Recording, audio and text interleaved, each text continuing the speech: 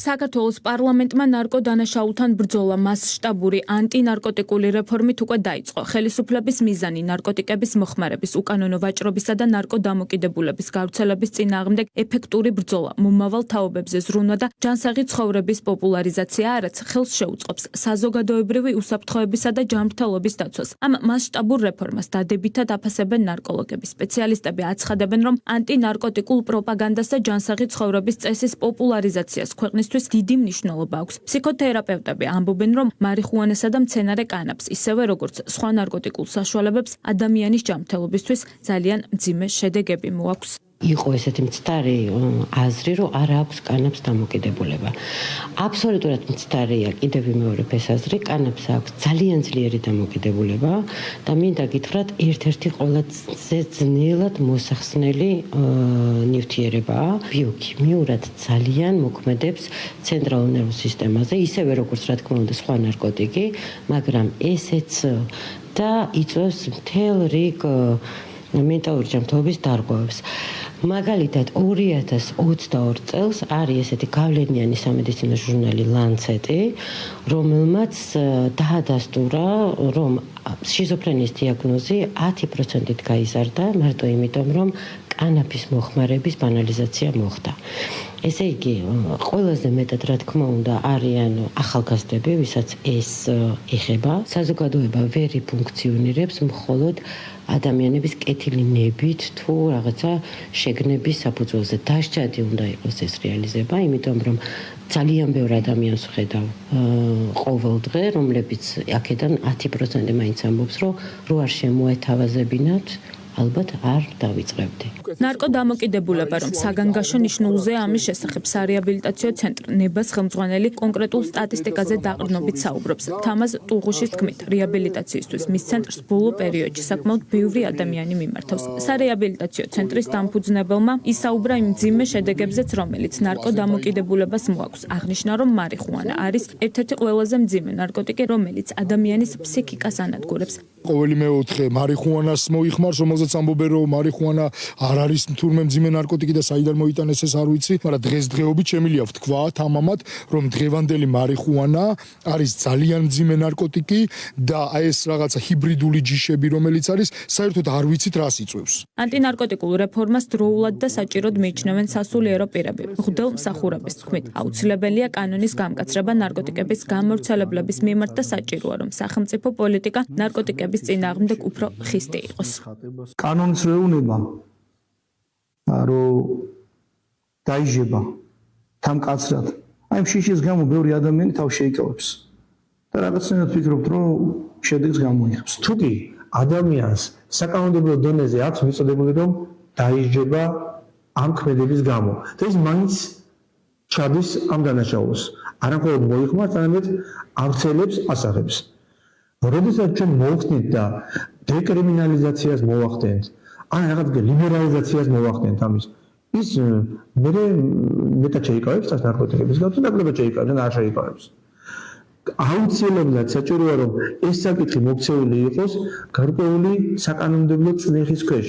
სწორედ იმ გამოწვევასთან საბრძოლველად, რომელიც პირველ რიგში ხალხის ინტერესებით არის, ნაკადნახევი საქართველოს პარლამენტმა მუშაობა დაიწყო ნარკოპოლიტიკის გამკაცრების შესახებ ცვლილებებზე დღეს ადამიანის უფლებათა კომიტეტზე პირველი მოსმენით იმსჯელეს. ცვლილებების მიხედვით კანონი განსაკუთრებულად მკაცრი იქნება ნარკორეალიზატორებთან მიმართებით. ნარკოტიკული საშუალებების, მათ შორის მარიხუანისა და მცენარის კანაფის გამსაღებლებს მცირე ოდენობით გაყიდვისთვისაც 20 წლამდე ან უვადო პატიმრობა ელით. გარდა სასჯელის გაზრდისა, განისაზღვრება თუ ვინ შეიძლება იყოს ნარკომოვაჭრის ოჯახის წევრი, ახლონათესავი და დაკავშირებული პირი. ამასთანავე დადგინდება თუ რა ჩაითვლება ნარკომოვაჭრის ქონებად. დაიხვეწება საკანონმდებლო ჩარჩო, რითიც შესაძლებელი გახდება ნარკორეალიზატორებისთვის ან ნარკოტიკების გავრცელებაში ხელშემწყობი პირებისთვის მის საკუთრებაში არსებული უძრავ-მოძრავი ქონების ჩამორთმევა და სახელმწიფოსთვის გადაცემა. დამატებით შეზღუდვები დაუწესდებათ მომხმარებლებსაც. 1 ივნისიდან პირს, რომელსაც ნარკოტიკის მოხმარების ფაქტი დაუდასტურდება 3 წლით, ჩამოერთმევა მართვის უფლება და 5 წლით აიგრძალება საჯარო ან საგანმანათლებლო დაწესებულებაში მუშაობა. თავაზობთ, რომ ერთმანეთისგან გაიმიჯნოს ის ადამიანები, რომლებიც ყიდიან სიკვდილს და ამისთვის იღებენ ან სხვა მატერიალურ სარგებელს, ან ფულად სარგებელს და მათ მიმართ იყოს განსაკუთრებულად მკაცრი პასუხისმგებლობა. შესაბამისად, მცირეოდენობისთვის პასუხისმგებლობა დაიწყება 12 წლიდან, იქნება პატიმრობა გათვალისწინებული 12 წლიდან 20 წლამდე ან უვადო. დიდი ოდენობასთან დაკავშირებით 14 წლიდან 20 წლამდე ან უვადო პატიმრობა, ხოლო განსაკუთრებით დიდი ოდენობის შემთხვევაში 16 წლიდან 20 წლამდე ან უვადო პატიმრობა. ნარკოტიკების მომხმარების შემთხვევაში შესაძლებელი იქნება, რომ თუ ადამიანი არის ზემოქმედების ქვეშ და მას ვიზუალურად ეს ეთყობა და თუ მაგალითად არსებობს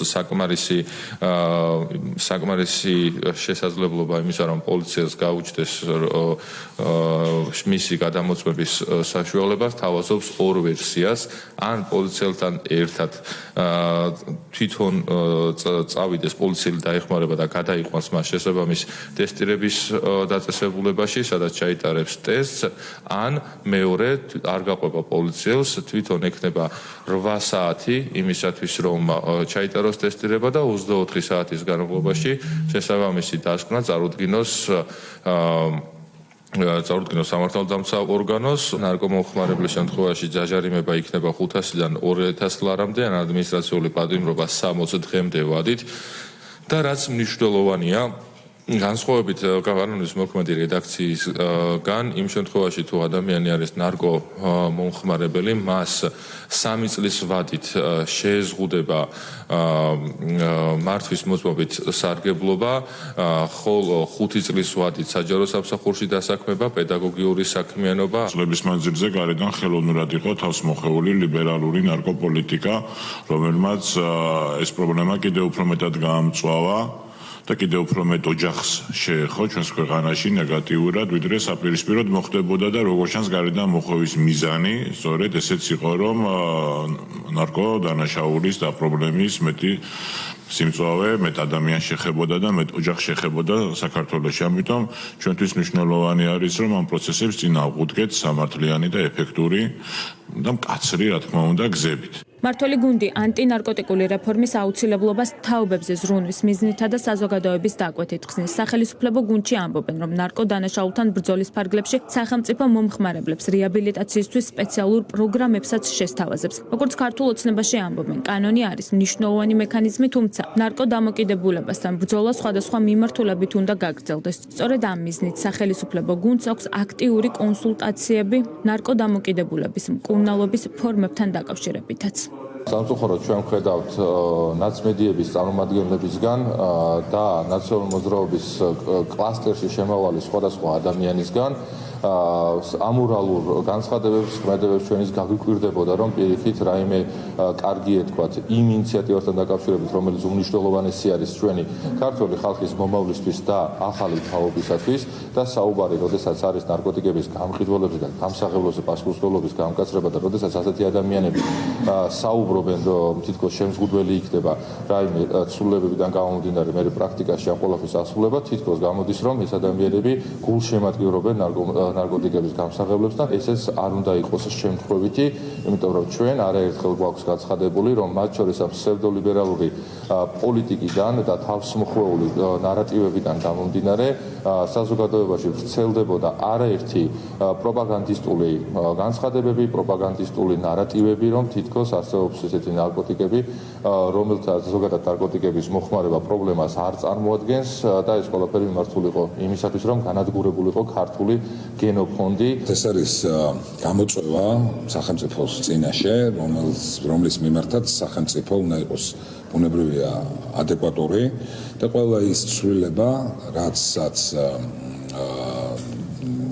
არის დაინიცირებული და რაც ვიხილავთ ჩვენ საქართველოს პარლამენტში, ამ ყველა ცვლილებას ნარკოპოლიტიკასთან მიმართებით გააჩნია ერთადერთი მიზანი, ეს არის ჩვენი საზოგადოების დაცვა, ჩვენი მომავალი თაობის დაცვა მავნე და მომაკვდინებელი ხშირ შემთხვევაში ზეგავლენისგან, რასაც იწვევს ზოგადად ნარკომანია.